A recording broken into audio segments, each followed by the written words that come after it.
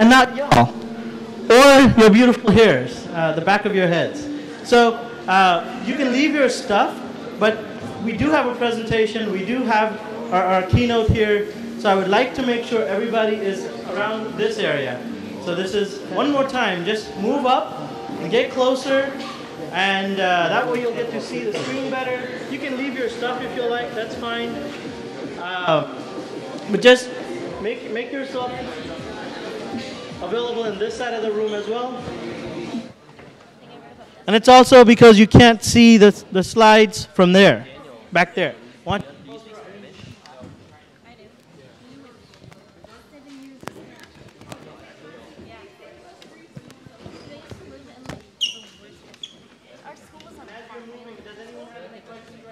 I have a lot of questions.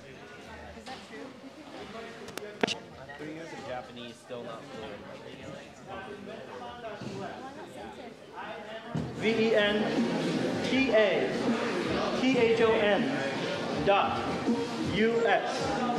or us. When you're on that website, you're good to go. Morningside. You checked in as a mentor? Cool. You filled out the form? Glad you're here. No, there's a form. Thank you so much. You didn't fill out the form? Okay. I'm giving my mentors a little hard time. I'm sorry. All right.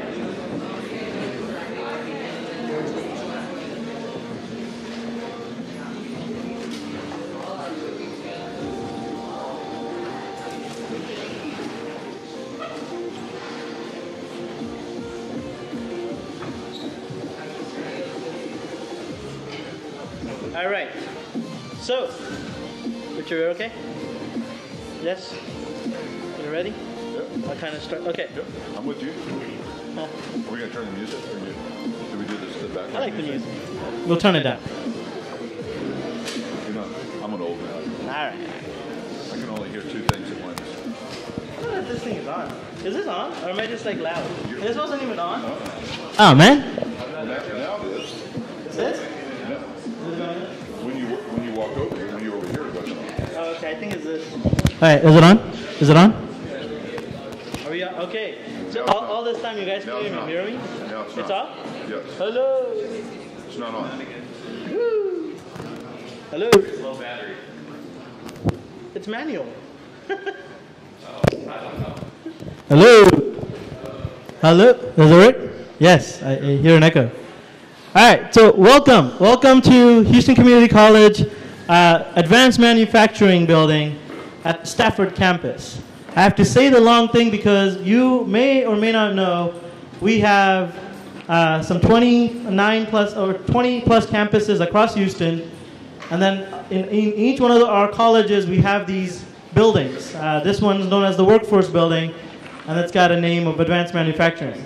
I'm seeing a lot of you have been here before, and then I also see a lot of new faces. So maybe make it easy for me. Show of hands if this is the first Inventathon at HCC you've been to. Just hands. All right, so half and maybe a little bit more than a half. Awesome. So for you guys, I'll do a crash course on the rules. Also, we'll go through house rules as you're here.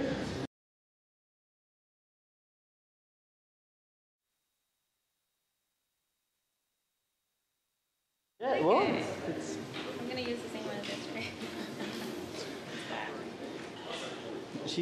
Jody has a lot of shirts in the closet, yeah. No, not the shirt. I mean the jacket. The blue one too? All right. Yeah. And she has like a ton for women. Oh, okay. Yeah. Do they differ, I guess? Kind of. I don't know. This was unisex. The other one said women on. Yeah, I thought like it was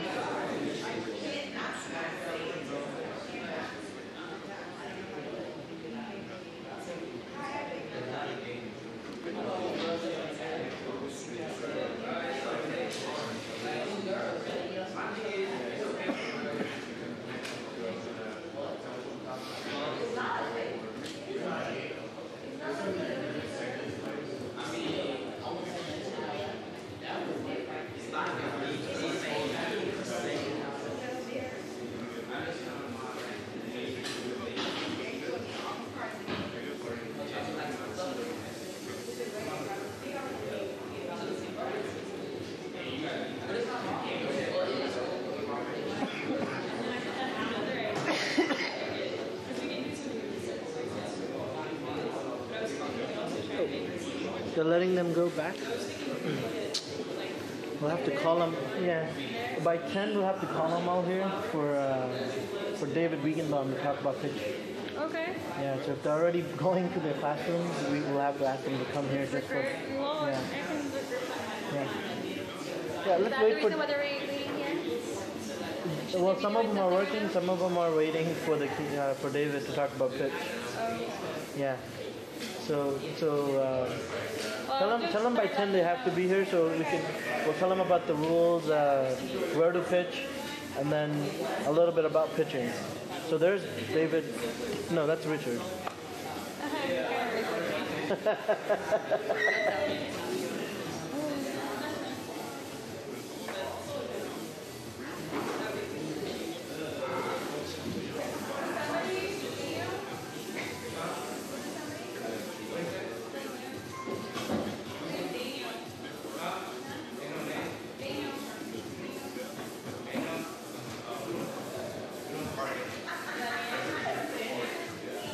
Time is, your time here, their time here is important. All right, so let me tell you a little bit about me. Do you want to know about me? Okay, thank you. You have to understand, Robbie, I have an 18-year-old son, okay? So I know what I'm dealing with, okay? I really do. All right, so I'm a fourth-generation Houstonian, which means I came here, my family came to Galveston in 1898, and then from 1898 and in 1900, my great-grandfather moved from Galveston to Houston. You guys don't count. Do you know what happened in Galveston in 1900? Yes, sir. How bad was it? Right? So we would say it was a hurricane category 5, right? 30,000 people, right? I mean, it wiped out Galveston. Luckily, my family came to Houston in January and the hurricane hit a couple of months later, okay? Why is that relevant for what we're talking about today and what I'm gonna show you a couple of things. Why is that relevant? It is because hurricanes are gonna keep on happening. Flooding is gonna keep on happening. Water will always fall from the sky, or we will run out of water, or we will have droughts, or all kinds. Water is always around, right? So historically, what happened in Houston a year ago is something that's continued to happen along the Gulf Coast, but also around the world, okay? What we wanted to do is engage youth and students, high school, community college, four-year institutions, all right, students, in this effort to be the first water resiliency initiative for youth and students. It's been organized so far since the hurricane. Let me try that one more time. Y'all are kind of like the pilot group. No one's ever done this, okay, around water and water resiliency. So I want to spend some time with you, and I want you to either raise your hand or give me a really snarky look like my son does when I don't make any sense, okay? So I want you to practice, okay? Give me your most snarky look kind of going. You, don't look around. You, give me like, I have no clue what you're saying. Okay, that's a good, that's good, okay? So if I'm not making sense, okay, raise your hand, ask a question, all right? So let me point out something as well. Some folks are going to kind of come in and out over the next 2 days, and we'll get a chance to introduce them. Carollo Engineers, if you take a look at this, Carollo Engineers is the largest engineering firm that specializes in water. They're a national engineering firm. They have a big presence in Houston, big presence in Texas. They are our co-sponsors. That's the reason why you're here. You'll get lunch, you'll get dinner, you'll get sodas, you get use of the facilities. We'll get a chance to introduce them over the next 2 days. But I want you to look at, when you have a chance, Carollo Engineer, because this is also a career path, okay? This is a way for you to see what you're doing today, how it connects to a job, okay? Now, I want to point out something, okay? How many ladies are here? Raise your hands, okay? All right? Why I'm asking you to do that is engineering is not a guy's job. As a matter of fact, some of the most innovative, out-of-the-box thinkers now in water and water innovation are coming from, yes ma'am, right? Okay, kind of. Raise a hand, okay. All right, so engineering is becoming much more attuned to a whole new generation of youth and students who are not just people, frankly, who look like me, fat, bald, and old, okay? I mean, I want to be honest about this, okay? So what you're doing today is an opportunity to start thinking about your career path as well. And you'll hear it from Carollo over the next 2 days, okay? So let's get into it, all right? Here's a few things that you may or may not know about Texas and water, okay? You know that we're one of the biggest states in the United States, but we are also one of the biggest economies, and by physical size, we're one of the largest land masses in North America, right? But we're also a $9 billion water technology marketplace, and we have public and private activities going on in water. So when you think of water, and when you think of where you get your water, what comes to mind? Anybody? Where's your water come from? Okay, where else? The Gulf, okay. Where else? Okay, got it? Anywhere else? Okay, let me tell you why this group, Robbie, is really, really smart. Because I could ask adults this question, and you know what they would say? It comes from the city of Houston. Or it comes from Harris County. Or it comes from some government organization. Which is partly true, but all they do is treat it, you know, deliver it, right? But you're going to find as we talk that the individuals who make decisions about the technologies and the ideas that you're going to work on are typically cities and counties and states, but there's also a whole lot of businesses, all right? Name one big business in the city of Houston when you think about water. Anybody? Say it. Nah. Okay, come on. Think of a company. Think of a business. Yes, sir. Okay. Well, okay. We know which team's going to be number 4. Okay. All right. All right. Yes, sir. Yep. That'd be one. Somebody said Coca-Cola. That was, yeah, Coca-Cola. Okay. All right. What else?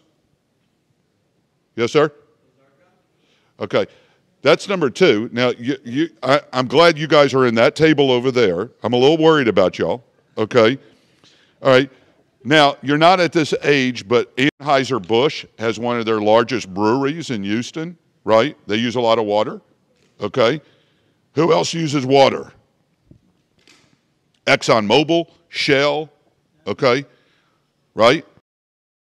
Big employers, all right, who have all kinds of water issues that we'll talk about, all right?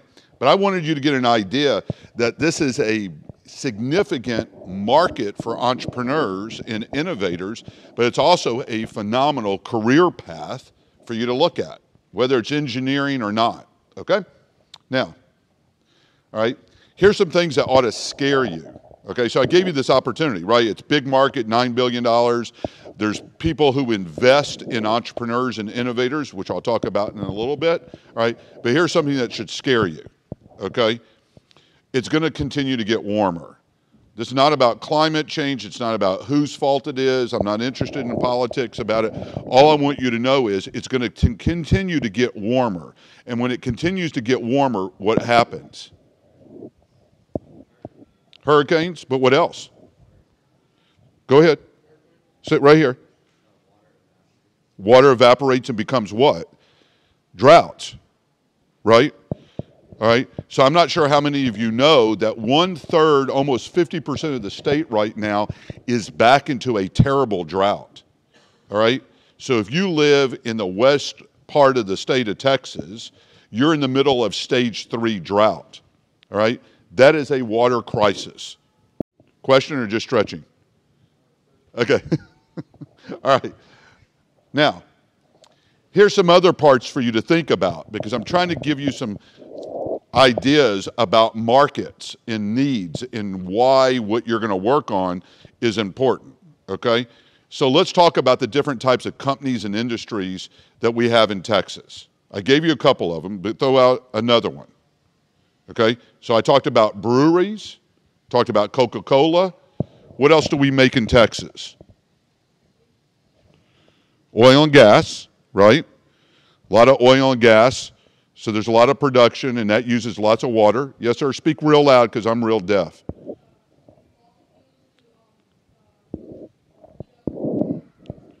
Yep. Yep. And so we'll talk about how energy and water are connected to each other, right? All right. We make a lot of food in Texas. Lots and lots of food in Texas. We make cars. We make airplanes. All right.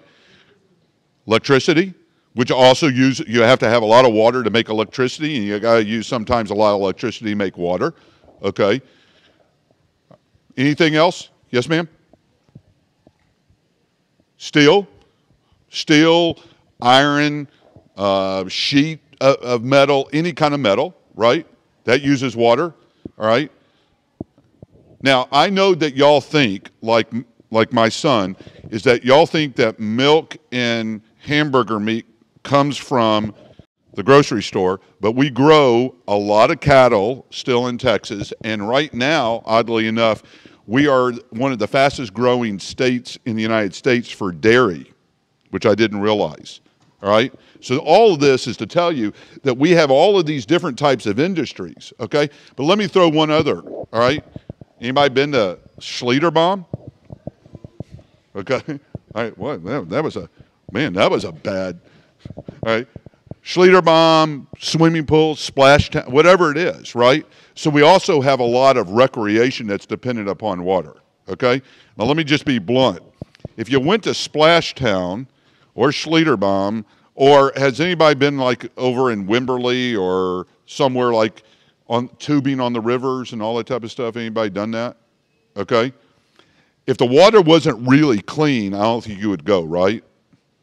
Okay? So think about that. There are also a lot of other industries that we also happen to have in Texas. We have a lot of hotels, a lot of resorts. Am I making sense? Am I kind of giving you an idea that this is a big, big industry? Okay? All right. So,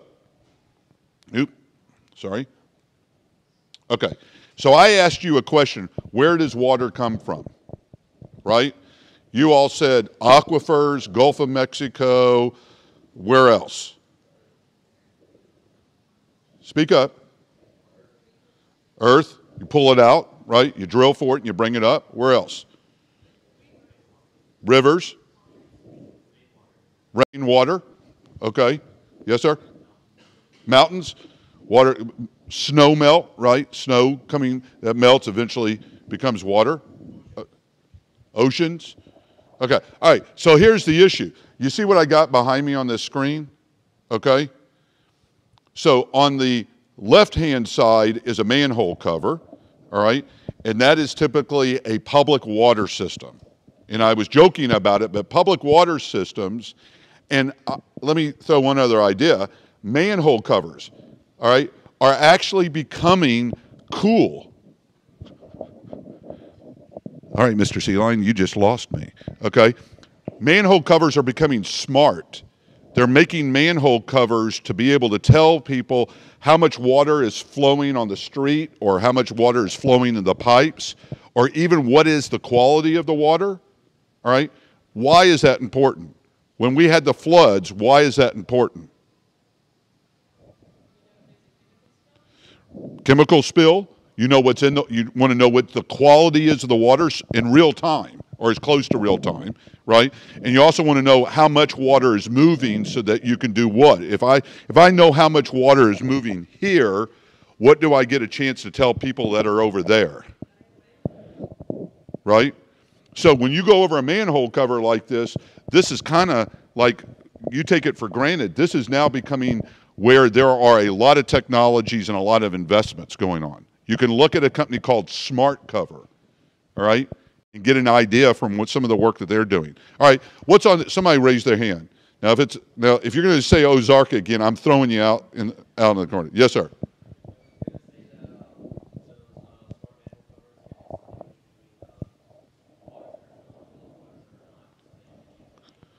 Correct.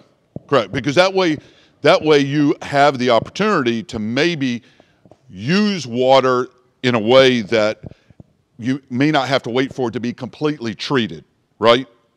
Okay? Didn't have to go to some plant. All right. Now, speaking of Ozarka, okay, why do you think I put this picture up of this Dannon water?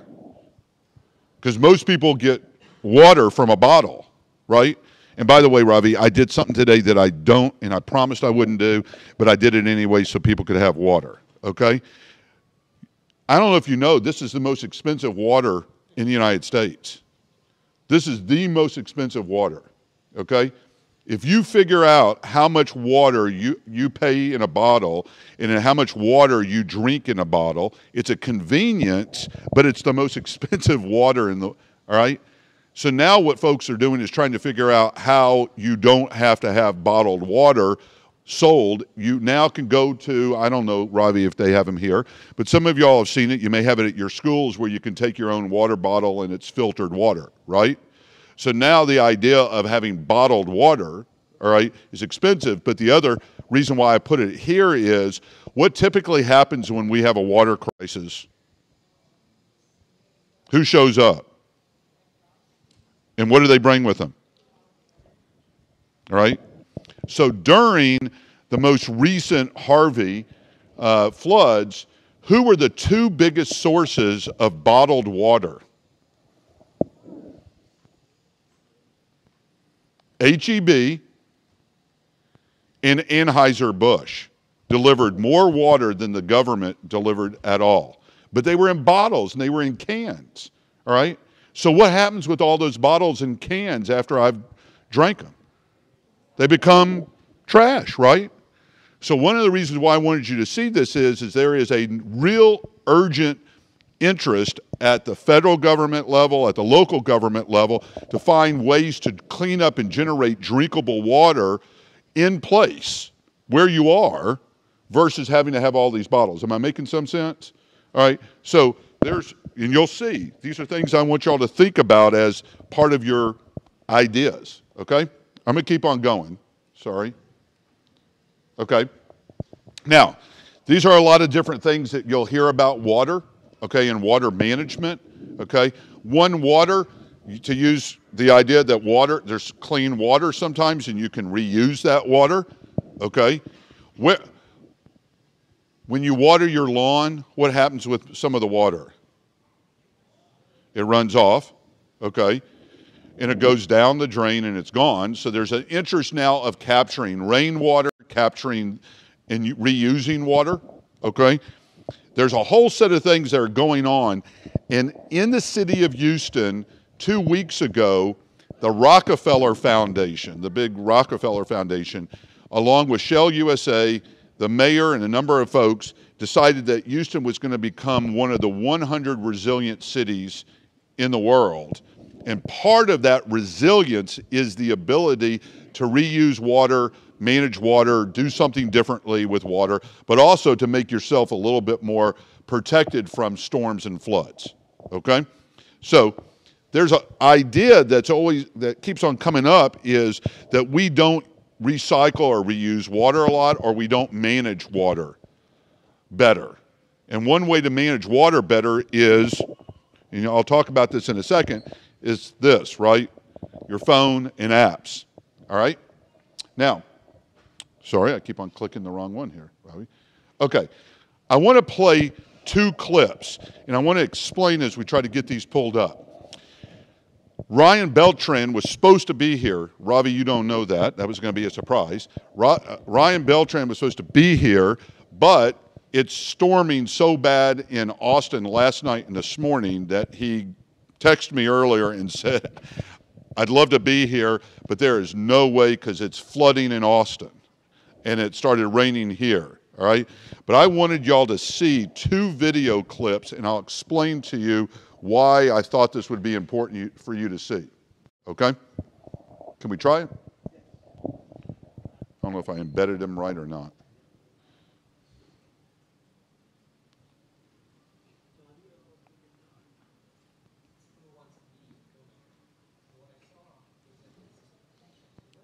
Can we go back? Okay.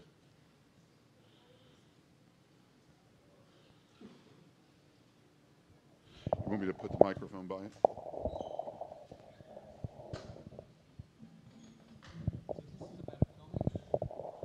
Can y'all hear this? Not loud enough? And what I saw was that there's the potential to merge the two. To connect those who face water issues every day with those who might have the solution, or to connect the students and educators who want to help with open innovations looking for their help. And Make Water is a series where we try to do just that. ¿Cuántas familias va a ayudar este? 750 familias va a coger este proyecto que tenemos acá.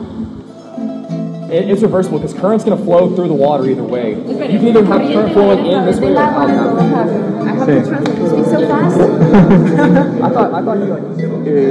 Aquí hacemos reuniones cada mes.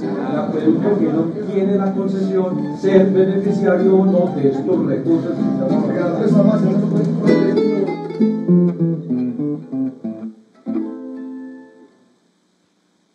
Girls going to trouble, no water. Stop it. Before we start watching other stuff. You know how YouTube is, it's never ending. Right. And then there's one more. Okay. One more.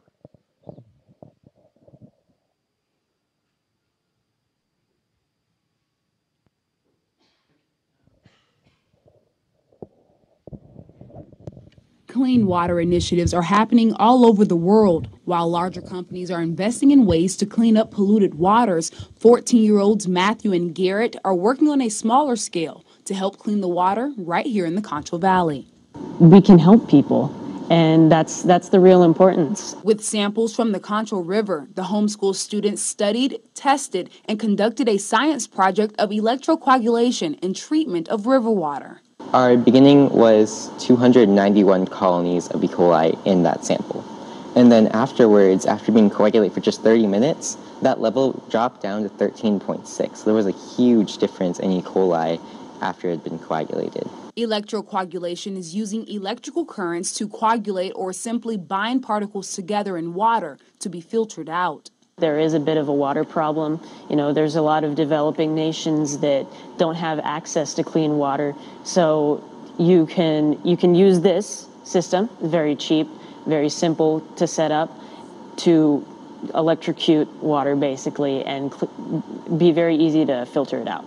The idea sparked from Ryan Beltran, the founder of Elecqua, a water purifying company that uses a similar process. Matthew and Garrett started their project last year. The two traveled to Odessa for a regional science fair earlier this month and brought home the gold. And now they're heading to Los Angeles to compete in an international science fair. It's crazy. It's really cool to be able just to go to a place far away to meet up with a bunch of people who are doing science fair projects from all over the world. It's really important to me because a lot of science fair projects, you know, they're done to have a science fair project. But, you know, we're helping people help clean water. Angelo State University and the STEAM Central Makerspace also help the teens with their project. Matthew and Garrett will compete against 1,700 students in May for the International Science Fair. For Your News Connection, I'm Deja Barrett. All right. So why I wanted you to see that is you can do something today that actually not only has an impact in your own neighborhood, in your own community, but you also have an opportunity to develop a solution that could go global. And that's not a joke, all right? So you're not here just to spend a Saturday or Sunday.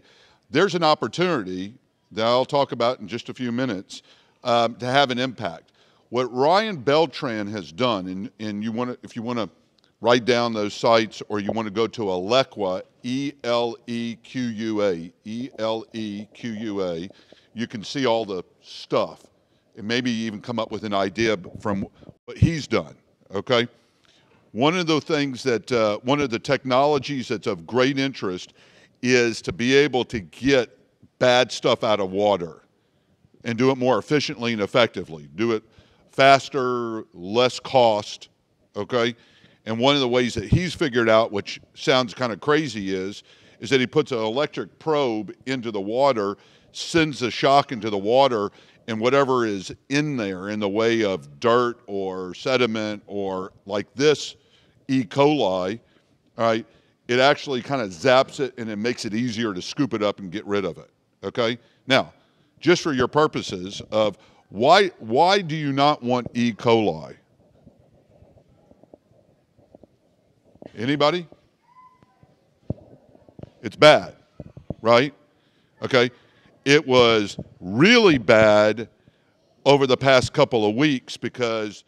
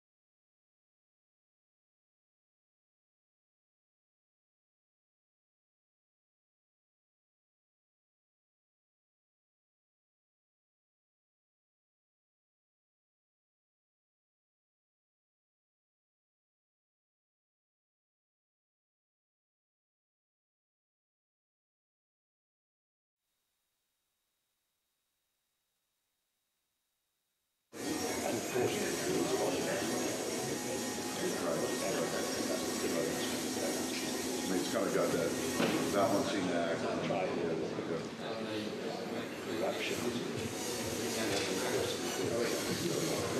I keep on saying, every place you go, there's some form of you having to do something to mitigate, barriers to entry, right? Isn't that what you worked on when you were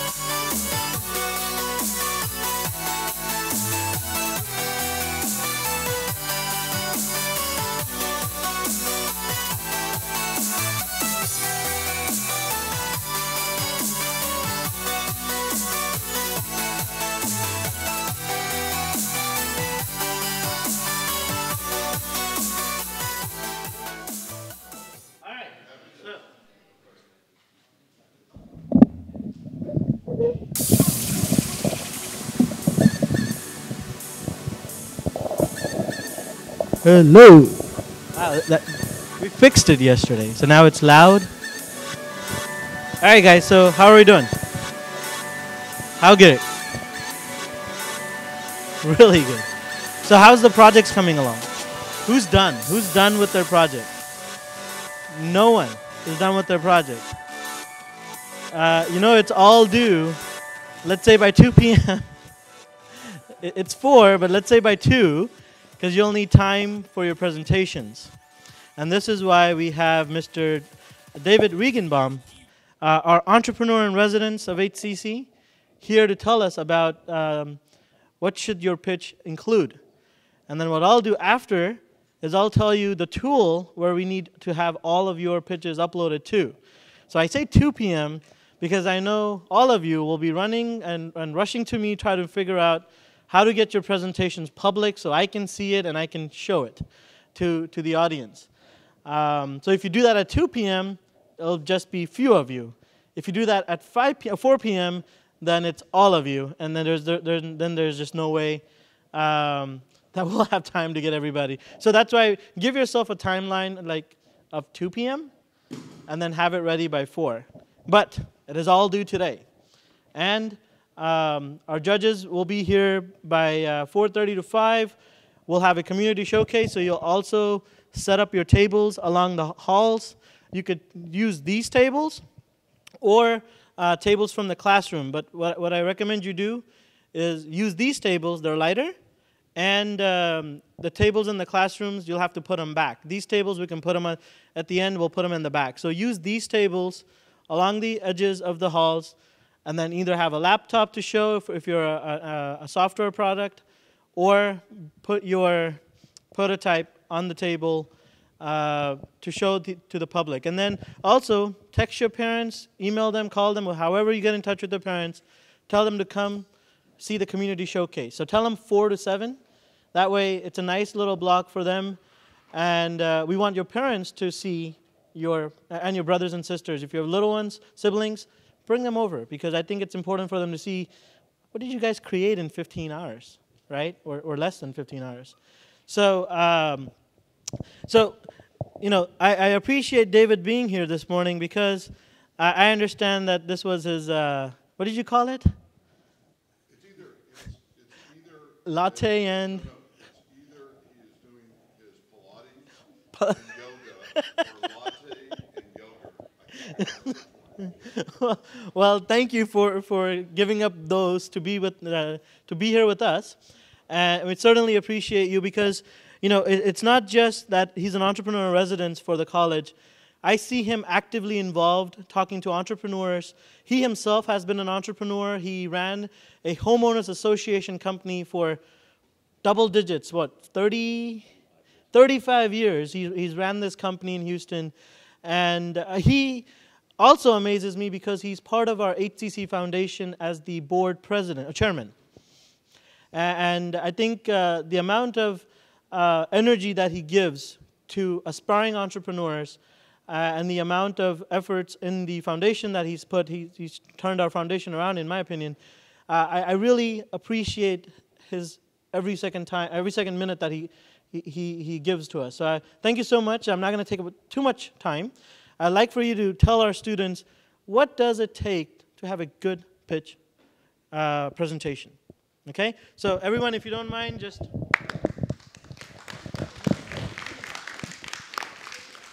Morning all. In fact, it's a pleasure for me to be here today. I'm thrilled to see entrepreneurs and success of entrepreneurs. Let me explain one thing about this presentation. It has nothing to do with your product, what you're selling, whether it be a service or a product. It's got nothing to do with your idea. It's got everything to do with you, how you present yourself. It's important that you understand the value of giving a good presentation. So I want to first of all show you the lady that won the Lift Off Houston presentation competition this year, and then she continued to the HCC business plan competition and won that as well. She won $20,000 in seed money for her company as a result of those. So let's just watch this video first, and then we can discuss her presentation. David, can I have the mic here?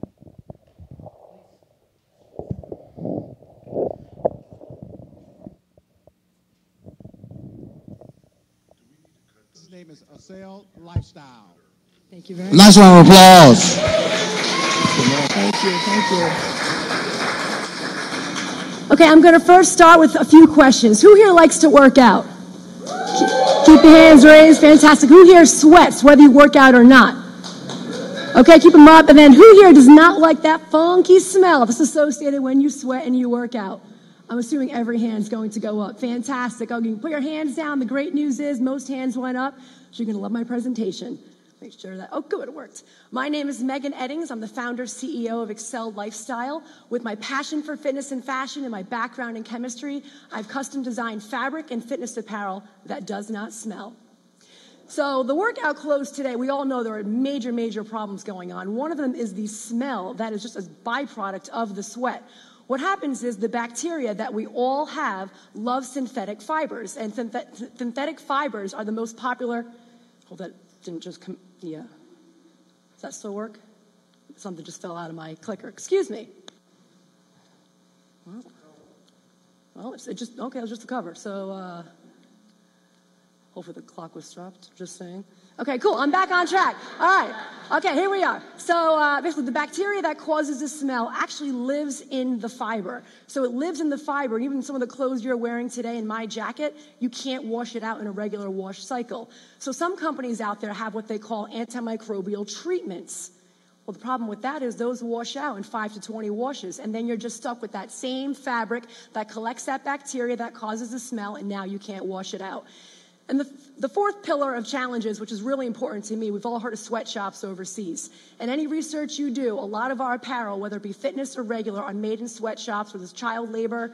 People are not treated fairly, paid accordingly. And so that's going to be one of my solutions for Excel Lifestyle.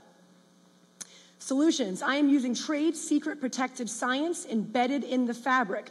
What this means is it does not wash out. There's no treatment that washes out. When it's in the fabric, and I've developed it myself.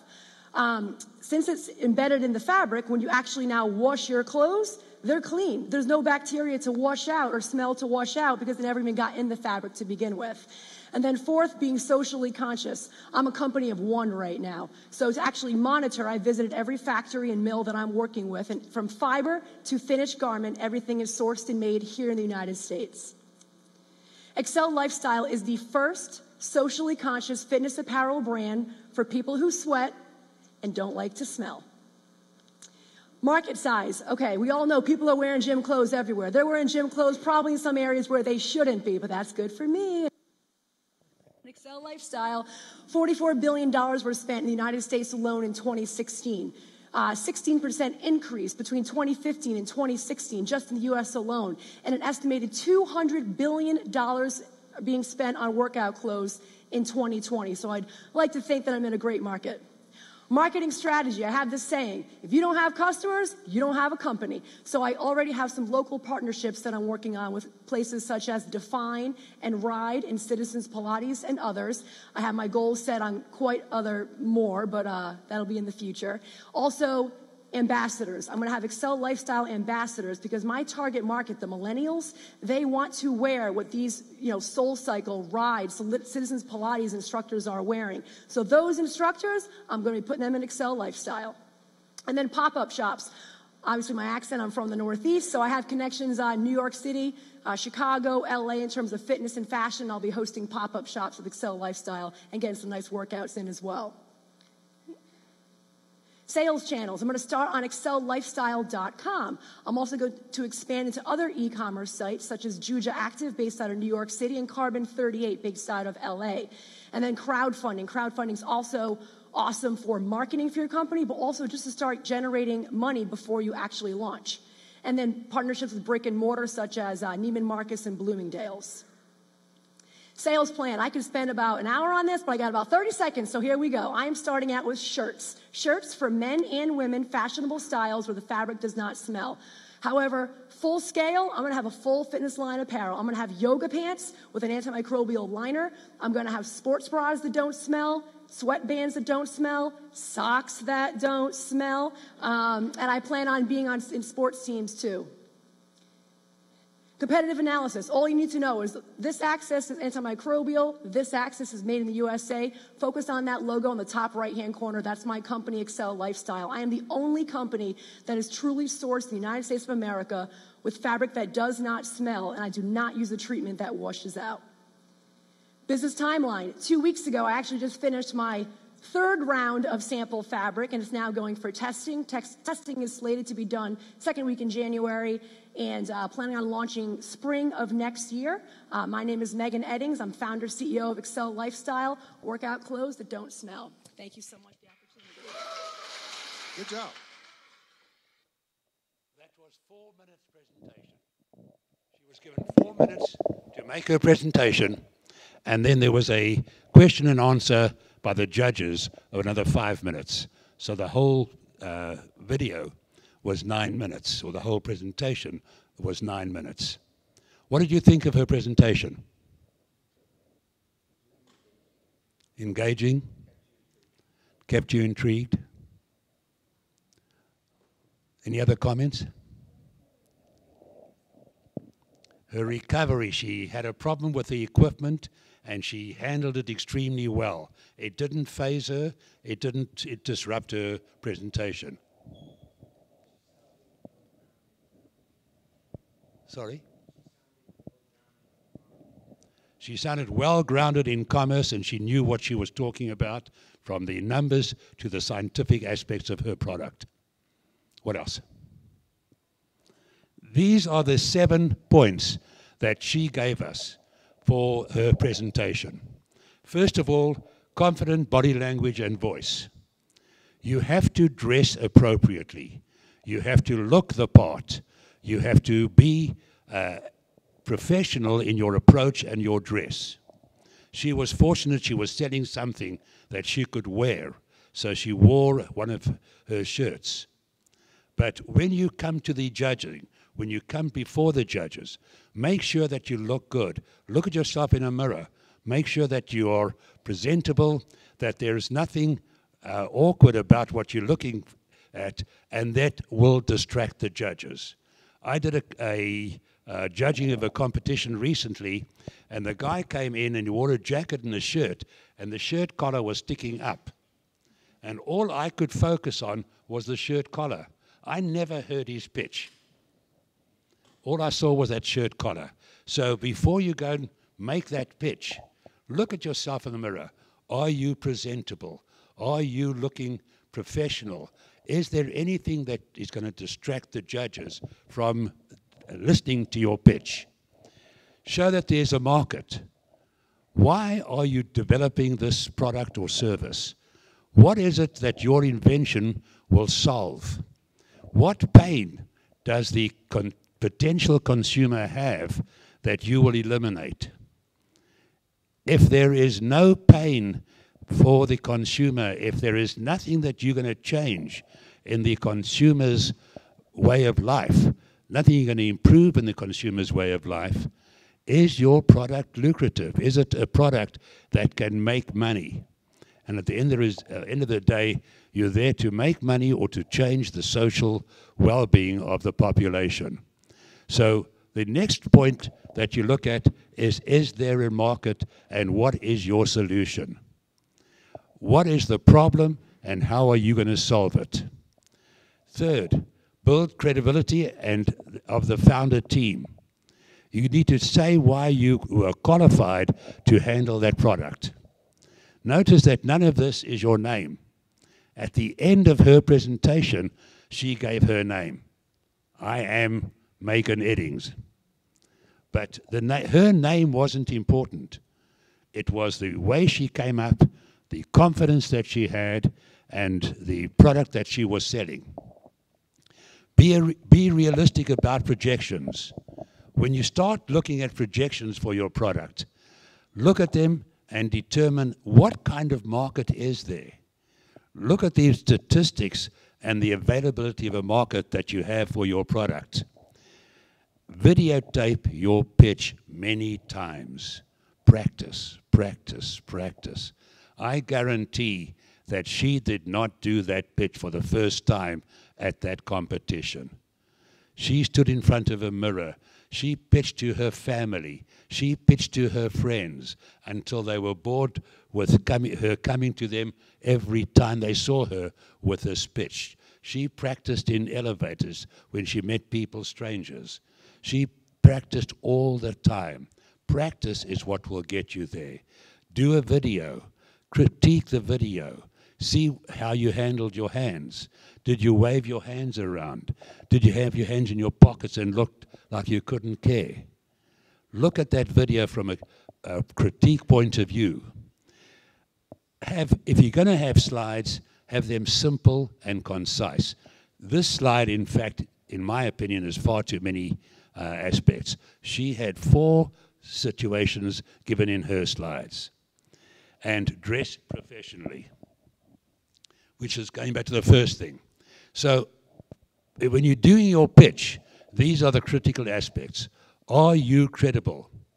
Will people believe you when you come up there and stand in front of them and tell them what a fantastic product, what a fantastic invention you have created? Is your pitch believable? Are you coming forth with a credible pitch? What problem are you solving? How are you going to change someone's life for the better? What's your solution? Is your solution going to solve that problem? And then finally, what is your market? Is there a market for your pitch? We did a seminar a few months ago with the head of our Engineering Center of Excellence, and he said he wanted to grow cucumbers on his patio that were totally organic. And he did, he achieved that. But what he found out was that it cost him $9 per cucumber to produce.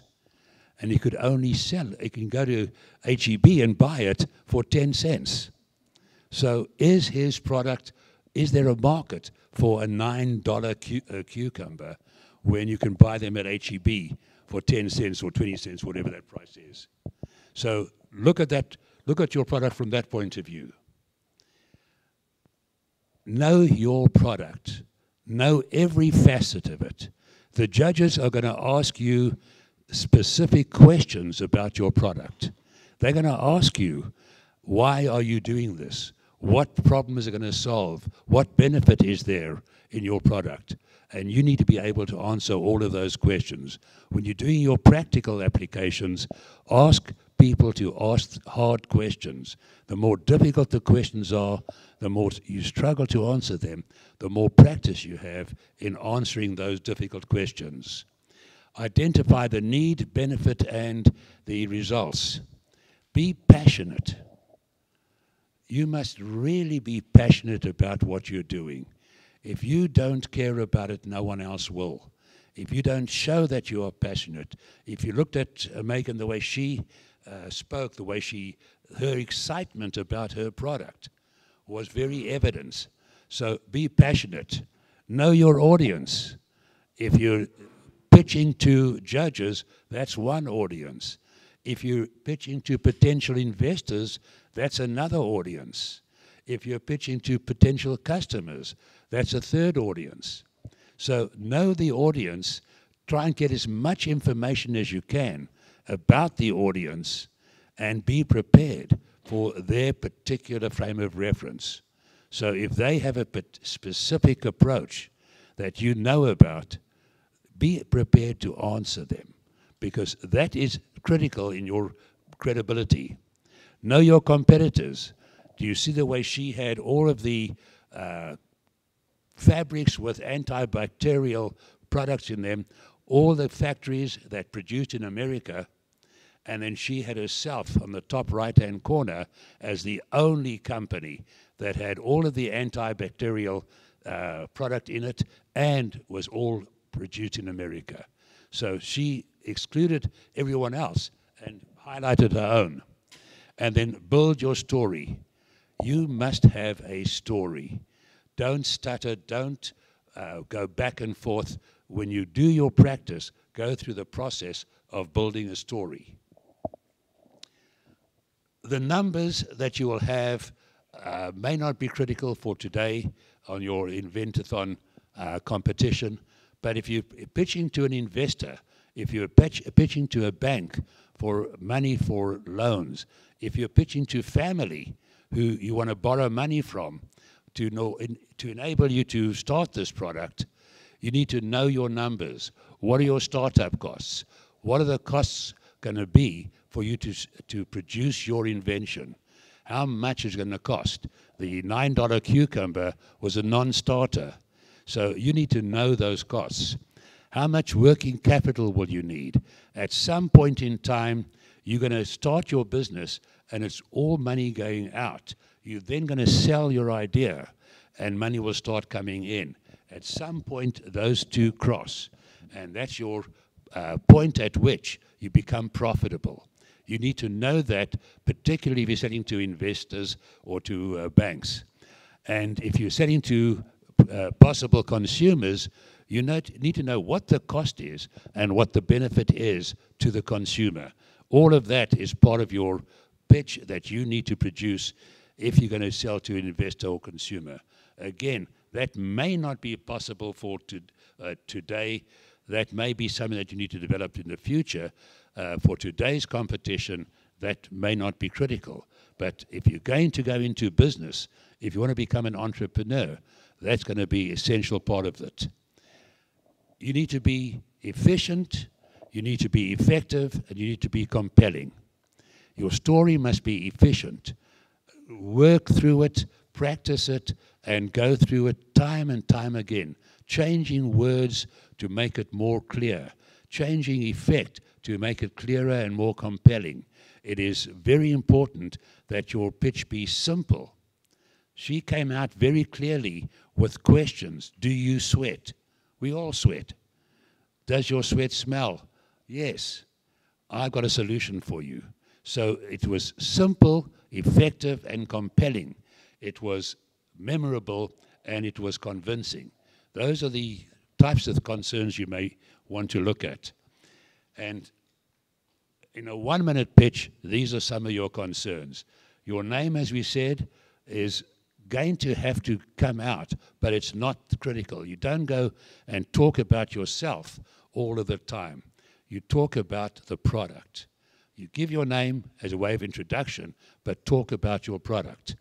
Your company name and business idea, what the problem will solve, what your invention will solve for your customers, how will you, what's the market opportunity, is there a market for it, and finally, the financial information. Finally, practice, practice, practice. Never stop practicing. Be aware of the need for creating your story and practicing it all the way through. Any questions? Comments, thoughts?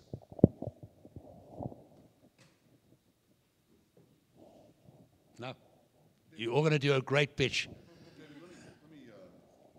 Let me kind of, if this is all right, Robbie, connect what David is explaining to all of you, right? So a lot of you, this is your first time to actually come to an event like this or go through. Raise your hand if this is kind of your first time to do what he's talking about. All right? All right, let me do this. How many of you have done a pitch before? Wow, okay. That's great. Look, so the great thing about David is he's giving you two things to consider, all right? One is we don't have a lot of time and you don't have a lot of time to do everything that he's talking about today, right? Let's just be fair to yourselves, okay? Because that's a lot of work. But the fact is that what you need to think about as you're going through the rest of the day are a couple of these points, right? And I think I've had a chance to talk probably with a lot of the different teams is go online and see if there's somebody, and I don't care if they're a Fortune 500 company or not, but go see if there's somebody who's kind of doing something that you're talking about, okay? Because somebody that you'll meet today will, in the back of their mind, kind of go, boy, that sounds like something I've already heard, right? So that's okay. But the important part for today is just kind of think about some of the items that David has shared with you. But most importantly, I don't care if you're in middle school, high school, community college, 4-year, this is how, as an entrepreneur, as you kind of build your ideas and think about whatever you want to do next, these are the things that you've got to kind of consider what you're going to have to learn, okay? And some of you have significant technical skills. I mean, I said, and apologies, but I do want to connect, David, to kind of where we are. I said to Robbie last night, I went home after meeting all of y'all, and I crawled in bed and cried because y'all are so much smarter than I ever was. Every one of y'all. I mean, you're very impressive. So don't put pressure on yourselves that you've got to do this completely. But what David is giving you are some tools that if you want to keep on going down this technical and entrepreneurial path that's ahead of you, you need to think about how you're prepared, because this becomes an advantage. Whether you want to do an internship this summer, whether you want to actually take your company forward, these are tools that you need to have. And frankly, at this point, David, this is a phenomenal, in a sense, gift, because a lot of us that are old guys like us, don't often learn about these tools until we're like further along. So again, take a look at this and kind of, oh man, I don't know, too much, all right? Just pull what you can from today, all right? But these slides will be available, right? And so these become, for you, career, for your internships, whatever you want to do over the next couple of years, an opportunity to get something out of it early and not be like 10 years down the line doing what David has to do, and that is sit with a bunch of old guys like us, like you and me, all right? Sorry, that was a compliment. Okay, but sit with a bunch of old guys and kind of go, okay, Richard, faster. And y'all figured out that I don't say anything fast and I don't say anything in less than an hour, okay? So the other hat that David wears is he's a Silver Fox advisor. Is that right? Silver Foxes. Yes, Silver Foxes. But most of you know Rice University? Yes, no? Okay, I've seen nods. All right. So every year there's a business plan competition. It's the world's richest student business plan competition. People around the world fly in to take part in this competition. And the Silver Foxes are mentors and judges to these competitions. And at these competitions, students can take away $300,000, $1 million, and then I've been part of one where they took $3 million in funding for an idea. It's not even like live. It's how well they did that. And so what I like about the presentation is this is the exposure you're getting, but unless you've already scored the $1 million presentation, or in the case of Liftoff, the $20,000 competition, this is something that I would assume is we want to take it to Rice Business Plan competition, the HCC Business Plan writing competition. What we shared the other day, the ideas pitch competition. So we'll start with $500. We'll take it to $3,000. We'll take it to $10,000, then $25,000, and then we'll go for the top prize, the world's largest student competition, the Rice Business Plan competition, and then we'll win it. Because we learned how to invent stuff. What we need to learn now is how to present stuff.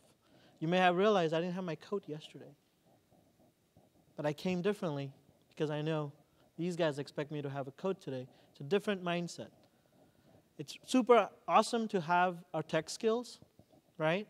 Super awesome to have our science skills, but it's just as important to learn how to market yourself, because that's going to be the other side. And that's true not just for businesses, but also true for your college application and so forth.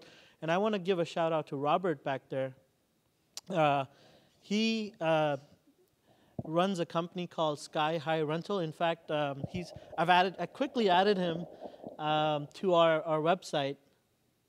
I'll scroll down to our mentors, and I added him on there because I believe oh, maybe I need to refresh. So, there it is. I've added him because he represents also another group called EO, which is Entrepreneurs Organization. So worldwide, 70 countries, or am I wrong? 40 countries? 12,000 members worldwide, and their concept is also to foster entrepreneurship and help students, kick that off. So I think the tips that we had in the presentation, we'll make the presentation available to you.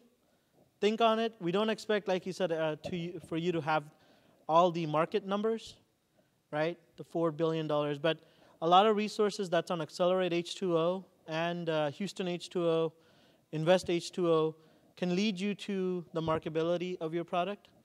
Put that in there. If you don't know, you don't know, but you should try to get some stats to back up the economic value that the idea can create. It's nice to get a plumbing pipe and say this is the science of how it's going to work, but then also how will we commercialize it, right? And that's the key of the second part of Inventathon. Is day one, let's talk about the problem, let's think about all innovations, put everything on the wall. Just throw stuff, see what sticks. Day two, what can we commercialize, what can we turn around, and how do we market it, how do we pitch it? And that's been what helps us. So thank you so much for taking the time.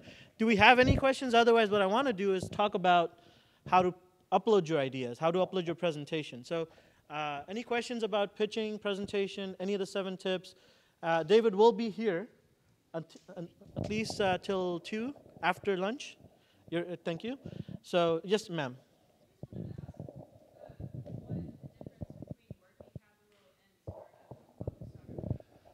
The startup cost is the cost that you have to put into the business to create your product or your service. It's the machines, it's the office space, it's whatever you need to have. If you're building a restaurant, all of the kitchen equipment, all the tables, the chairs, all of that is your startup costs. They will last for an indefinite period of time, and the working capital is the month-to-month, day-to-day expenses of the operation of the company.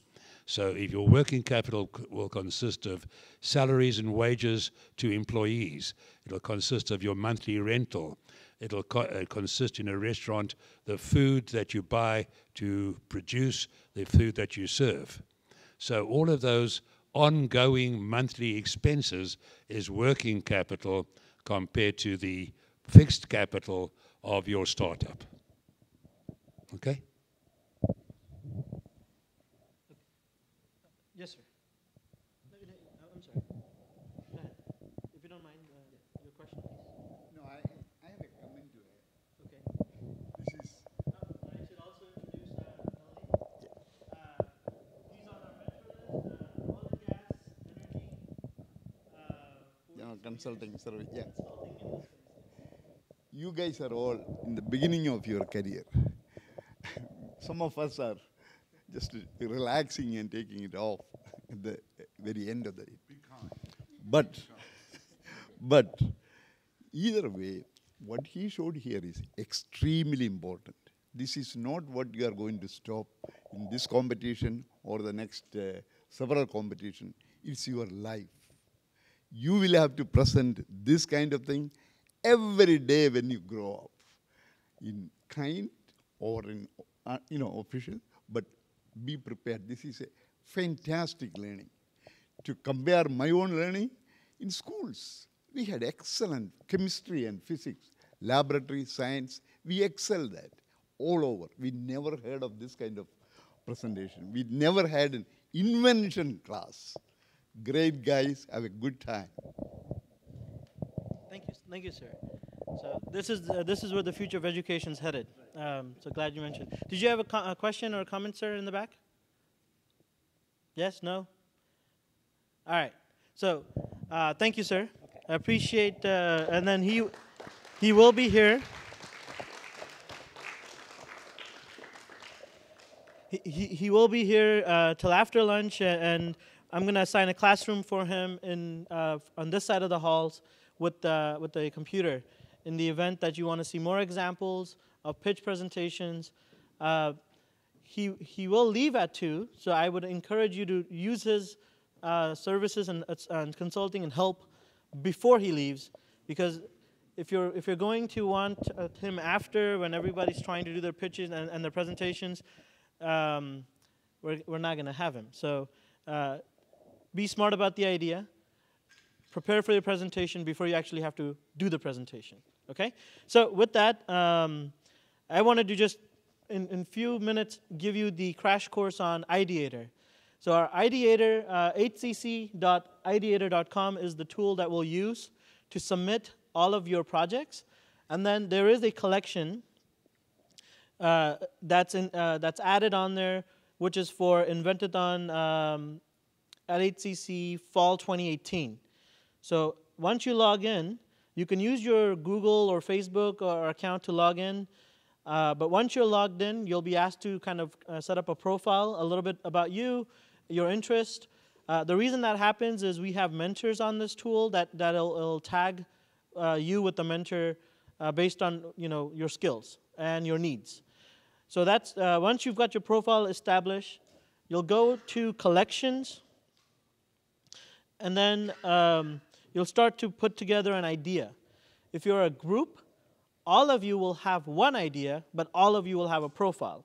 So in the case of, let's say, I'm just going to pull up an old one, but in the collection we'll have everyone's ideas. So there was some of you are here from last time that's pitched another one.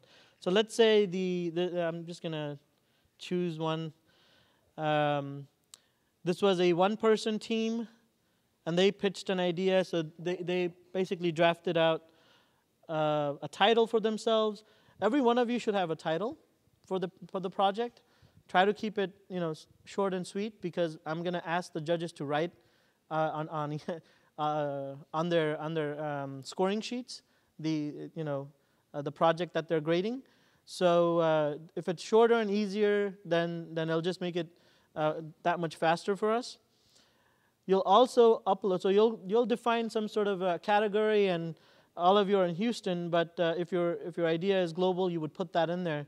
The tagging will help you, because if a mentor is not from Houston, they can still help you remotely. So try to give as much accurate information as possible on this. And then finally, upload your presentation. So we've had presentations in Google Slides, PowerPoint. Those are the most common 98% of you have access to, or all of you should have access to. But upload the presentation and make that presentation public, so I can pull it and we can show it on that laptop. We're not going to run around with flash drives trying to do that. It just, to make it easy, as long as you're in the collection for the fall 2018 and your presentation has a title, your project has a title, and each of your team members are listed under that project, any documents you upload in there will make it, I can pull, and then we'll run the presentation very seamlessly, very quickly. Okay? Try not to go crazy with videos, especially if they're 40 minutes long, and you're going to have to try to find that 2-minute in that long video, because you're up here, you're not back here. I'm trying to help you either advance, or I'll give you a clicker to advance, but the clicker doesn't have any mouse functionality or anything. So it'll just be a terrible waste of time trying to run back and forth. And so if it's something that you really want to show, see if you can screenshot it, just the part that you need, and make your own video. If you need help with recording screens, I myself am available, and there are others that know how to use Camtasia or other softwares. So we'll help you with that. But try to make it as easy as possible so that everything plays from the PowerPoint or the Google Sheets, and make sure all the permissions are there for me to see it public, as a public member. And then that's pretty much it. We'll have a sequence. We'll define if you want to go first, let me know. If you want to go last, let me know. but we'll pretty much randomize the process of the teams. So all of you will be expected to be out here, and then we'll just start playing. We'll call you and we'll play. What you want to do is make it as quick as possible to get up here, and then as quick as possible after the questions are done to get out for the next team. And it looks like if I can just have a show of hand from one person of a team or individuals, so I can count how many projects we'll actually end up presenting. So one person from the team, just raise your hand, so I'm counting the number of presentations I'm expected to have. So 1, 2, 3, 4. So, okay, hold on. So one person from the team, but make sure none of your team members are raising their hands. All right, so 1, 2, 3, 4, 5, 6, 7, 8, 9, 10, 11. So we're looking at about 11 presentations. And then, did I count you not? Okay, 12. Okay, so we're looking at 11, 12 presentations. So we have to try to get all of them within an hour, right? So this means you're all going to get 5 minutes. And then 3 to 5 minutes of Q&A if there are Q&As, okay? So make your presentation 5 minutes. Are you adding up? Okay, what's your question? Yes, yes. Yeah, so 5 minutes of pitch time, which, believe it or not, is actually a lot of time. Normally, they say the elevator pitch is a minute, wrapped up in a minute. And then the other version of it is, you stall the elevator so you get 3 minutes to talk to whoever you're trying to talk to. But that doesn't really work in your favor. So 1 minute, 3 minutes, 5 minutes. So we're giving you the 5-minute version because we are 11 projects, okay? So, and then if we have extra projects because they're watching us remotely and working from home only to show up, we'll take 1 or 2 more, but then I think that's going to be our max, is 11 to 12 presentations. Any other questions about time? Yes, sir?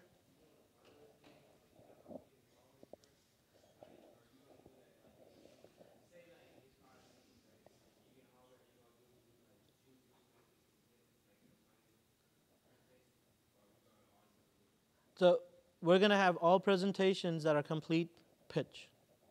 Yeah. So you decide if you're complete in terms of your prototype, if it works, if you're satisfied with it, you're going to present. There is a scale for completeness. So I encourage, if you've did any work that you want to show, make a presentation, whether it's working or not, that's what the judges will grade. Don't be discouraged if the idea you had yesterday is not working today. It's okay if it's not working, but if it is working, that's even better. So work hard to get those projects working, and then all of you that have a project uploaded will be presenting. Okay, we're not going to have a semi-selection and then only let the finalists present because we're under 12, and that 1 hour we should be able to do it. Okay? Any other questions about that? Does anyone care what they're grading you on? You do care. Okay, you do care. All right. So, otherwise we could have just ignored it and be like, okay, that's not important. So I'll share that with you, not on the live stream. I'll share that with you here. Send one person from your team, and I'll show you what the judges are looking at to grade each of the teams. And it will tell you the 4 things that they're grading you on, and then the 5th bonus factor that they can add to a presentation and a product that they really like. Okay? So for in a few minutes, 1 person per team, you can line up here, and I'll be happy to show you what we're doing. And this is in the interest of not leaking out our scoring sheet so someone hacks my computer or something. So I'm not going to show it on the live stream. Okay, Ryan? All right. All right, so, and then if you have any questions about logging in or anything, I'm also here for that. And that's it. Any other questions? Because then what we'll do is you're free to go back to your places or go back to home base. And when food is here, we'll call you guys again. Once again, we'll have halal guys, that we had yesterday, generously co-sponsor the food. With our friends with Corello Engineering, once again providing the free lunch. We will also have free dinner, once again with Marco's Pizza. And please let your family and friends know to come, check out your projects. And then if food is left over, we will share it with your families. We don't want any waste. But I will request your family to help us clean the building in return for the food. So ask them wisely. Okay, yes, sir. So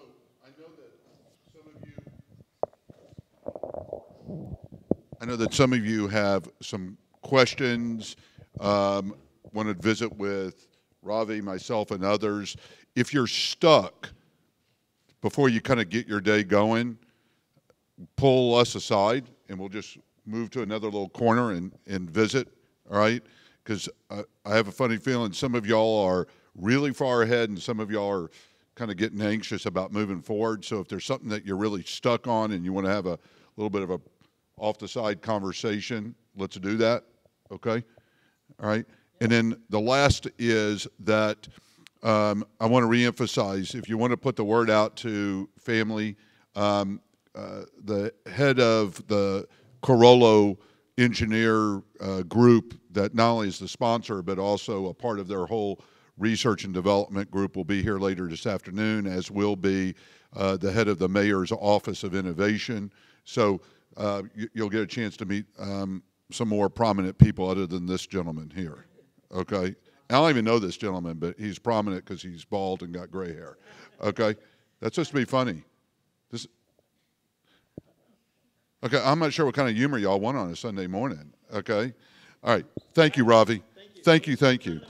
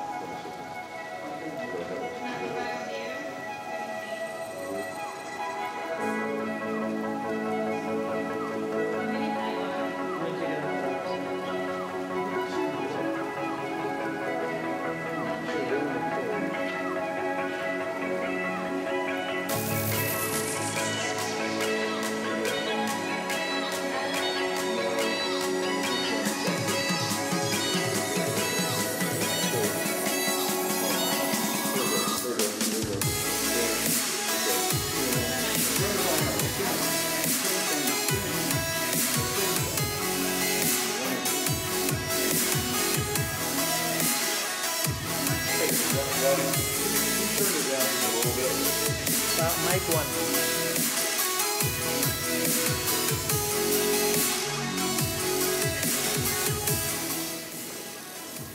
Not all the way, okay? Because it feeds the live stream music. I know, but Wait, it's blasting my ears. If you turn it down and stop playing. Okay, we're good. It's kind of blasting. Right at you. Sorry. Right at me, man. Sorry. Do you think we can cut it and then play another live stream and I'll just update the link? Because that way I don't have to take out this presentation? Yeah. And I can on YouTube, can I trim a video that's already been live streamed? Yeah. That's fine. Yeah, but if you cut it and then I reopen it. Yeah. If you cut it and I reopen it, that would be better, right? Yeah. Or I can just let it go in one stream. What do you do? Did you cut it? Okay. Okay. We'll have to do this for the pitch presentation. I think that's the key.